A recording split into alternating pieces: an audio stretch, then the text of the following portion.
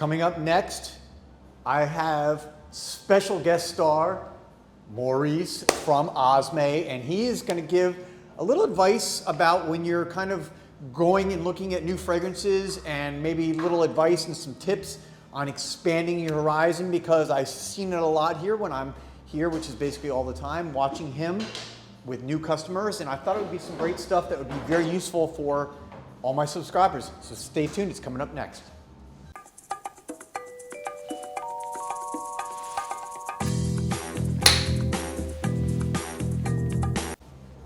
Welcome back, everybody, to JoelTheNose, and here I am at Osme Perfumery, as you can see, and today joining me, of course, my good friend and owner of Osme Perfumery, Maurice. Co-owner. Co-owner, that's right. Bavica, his lovely co-owner, is not here today. But yeah, you know, Maurice, you know, the idea from this video is, you know, obviously I'm in here a lot, and, you know, guys, you know, you obviously see a lot of my videos here, and what's always interesting to me is when I'm sitting here kind of observing when a new, you know, customer comes in, especially somebody who maybe who's never been in the store, maybe they've never even smelled niche perfumes, okay, and they are, you know, come from the designer world. And so I see them walk in, and, you know, they start smelling, and you know, you see them, maybe they look kind of lost, and you're like, okay.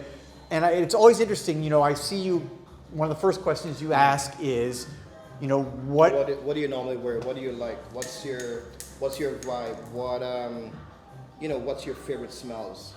Exactly. And so can you maybe give a little advice, is like why, you know, what is your method towards introducing them and finding out what they like, and then maybe directing them towards a certain fragrance? So one of the things that I do is I would ask them, what exactly do you wear? What perfumes do you love?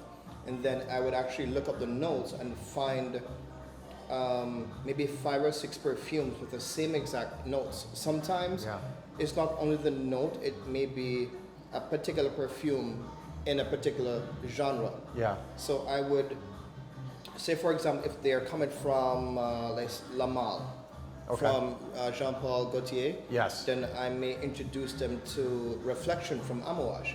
It's very similar, but more refined, more well done, more intricate.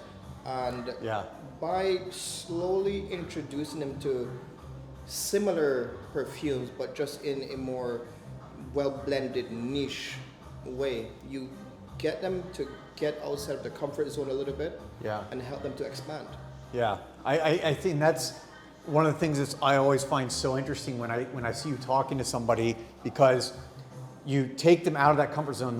They don't even know it. And I think this is a great tip for everybody out there, is when you go to smell some new fragrances, think about, like you said, maybe some of the notes that are in or, you know, pick out maybe some of the notes and expand and go look for other fragrances that maybe have those notes. It could be 1 or 2, right? I mean, because that's what I've seen. Like you said, you've picked fragrances, for example, like you just said, with La Malle, and then going to Amouage, that maybe at first glance you're thinking there's no way these are even similar. Yes, but after a time, by the time you leave here, you kind of understand, okay, I like this genre of perfumes. So now you are your own expert, and you can, you know, pick out your fragrances because you're now more educated.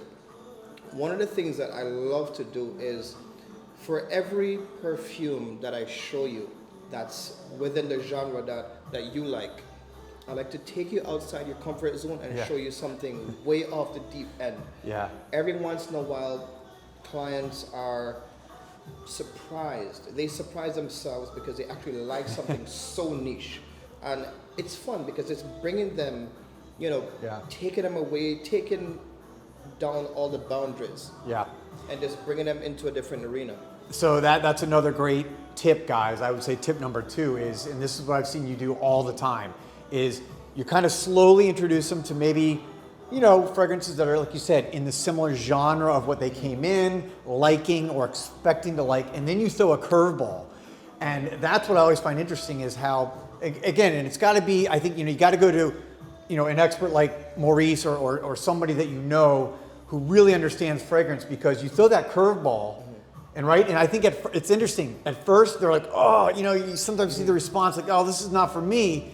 And then after they spend a little time, or maybe they come back 1 or 2 times later, all of a sudden I see them, they're buying that fragrance. So It's really interesting.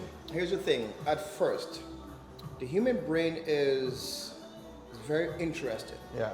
The first time you smell a note that you can't describe it, the brain doesn't really know what it is, Yeah. then the client is going to be like, I don't like that. That is Yep. too weird. So I like to take that that little strip and I put a little notation on it and I might hide it in my pocket. And after we have actually smelled like a whole bunch of stuff, I will reintroduce that same Sneaky. exact perfume. And now all of a sudden, because the brain is now smelling this note Yeah. once again, it's a little bit more familiar. And then it's kind of like, I take it out and I'm like, you know, you smelled this before, but you hated it, but now you love it. And that is such a great lesson, because if you have studied the science and psychology behind fragrance, like I've done a lot of reading, that point is exactly true, that a lot of times something brand new, someone doesn't like, especially if they have some reason in their mind a negative thought about it. Like let's say maybe they've heard a lot about oud. Correct. And they've thought, oh, it's stinky, it's whatever. And the first one they smell, right, is like, oh, that's horrible. And then once their brain acclimates, and I've seen them do it, it's so masterful how they, you slowly work it back in, you make your notes, and this is just a good lesson. I mean, this is a wonderful lesson, because you got to get past that initial impression.